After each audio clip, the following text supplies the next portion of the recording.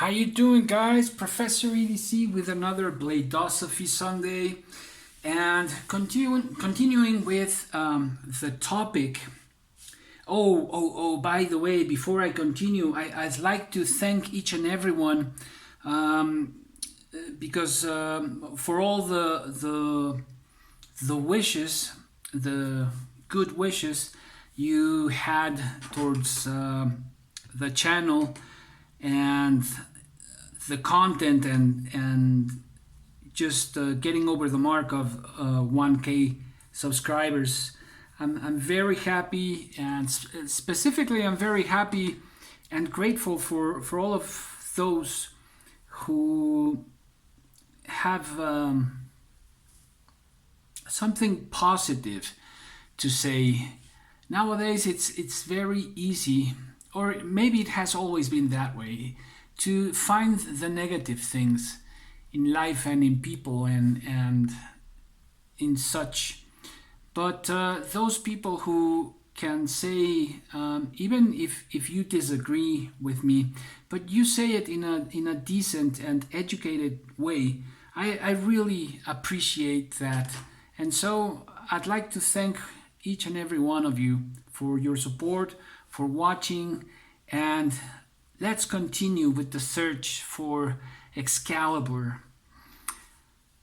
This topic has taken me through many wonderful paths, and what you see here, laying here, are so far my favorite blades. There's only one blade missing, and that's the XM18, Hinderer XM18, which should be here by late Christmas, but around December anyways. Hopefully. It's been a year, more than a year.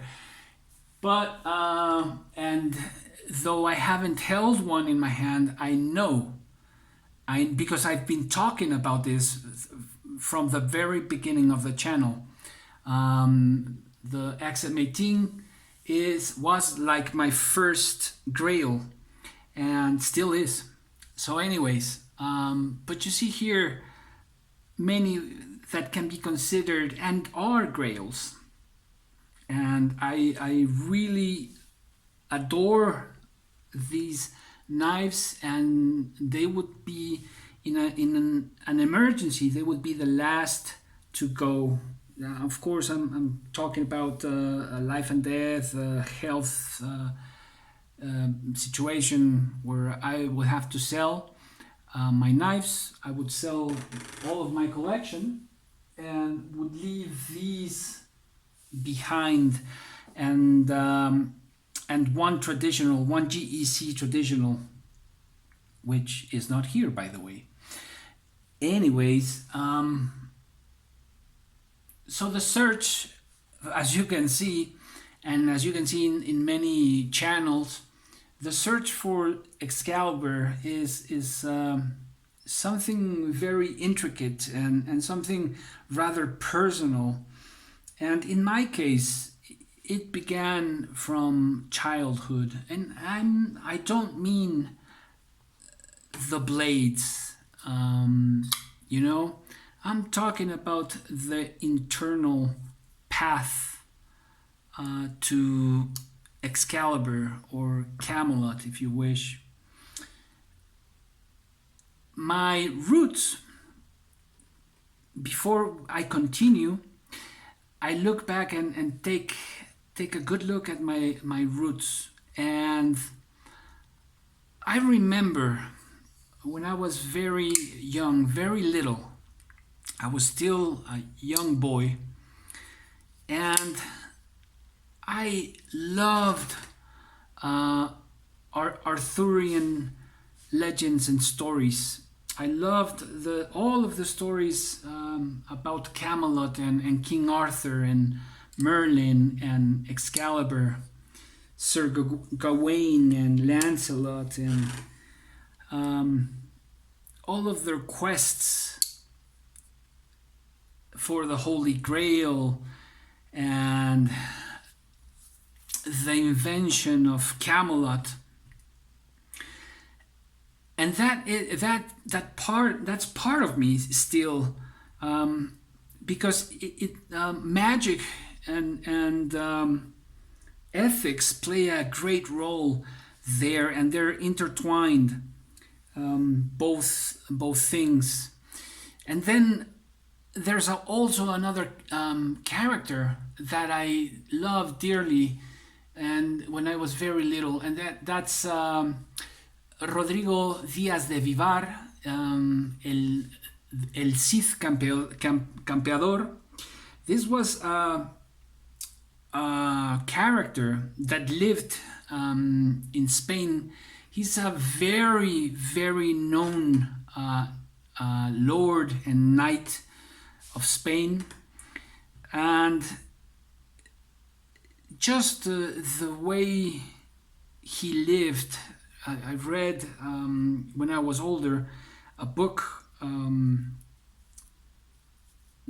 I think it's in English, the song of El Cantar del Cid, del Mío Cid. Oof,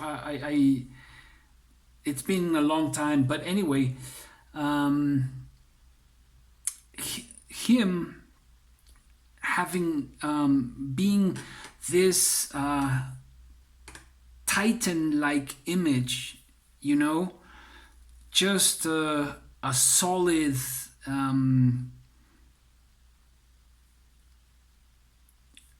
unmovable will of a person, and I mean that in a positive way.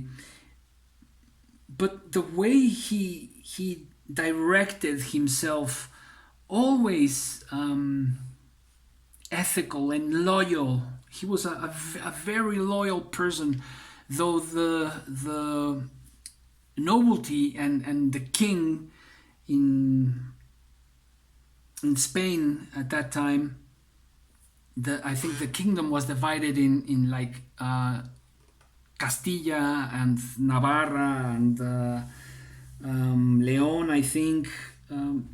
Don't quote me on that. Just I remember that the kingdom was divided, and the king was very cruel and unloyal to Rodrigo, but he kept loyal, even though this king messed up his life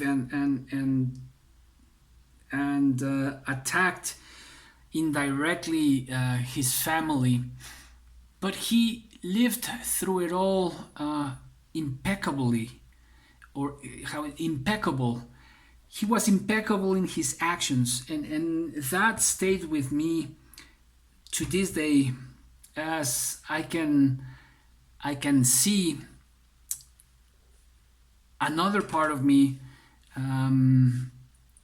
more in the young adolescence and adulthood, admiring the samurai and their way of living and their ethics as well. So the thread that conducts all of this are ethics and some magic, and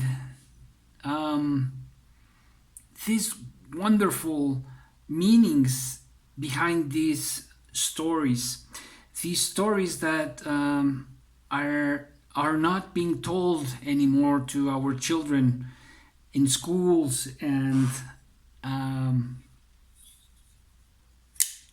that teach us, that show us a way how to grow up, how to mature, how to live life. And I want to invite all of you who have children to tell them these stories, to look for the stories in mythology, because there's Hercules as well. I remember his adventures and stories about Hercules, and the message within these stories. And so those are like my roots. And of course, I am anything but that. I'm a very imperfect person, just trying to be better day by day. And it's still a long way for me, but I'm in the fight. I'm right in there, trying to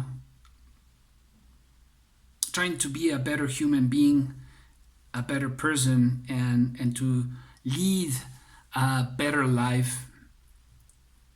Because in the end, I will leave this plane, I will leave this life alone, and what is gonna go with me are those deep ideals, those deep experiences, and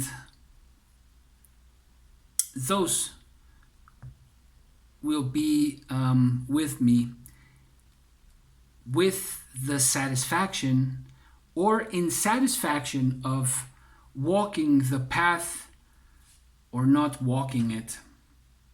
And I don't consider myself such a bad person. Yes, there's a lot to improve within myself, but I am happy the way I have taken my life and the way I have walked and keep on walking my path. And that's something I'd like to leave my students, and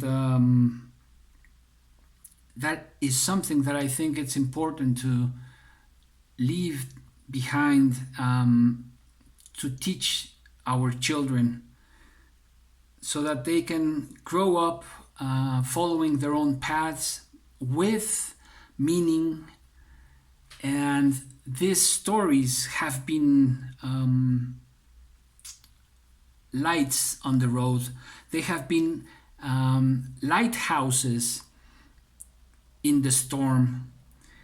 And let's continue with the search for Excalibur together, whether it's physically or metaphysically.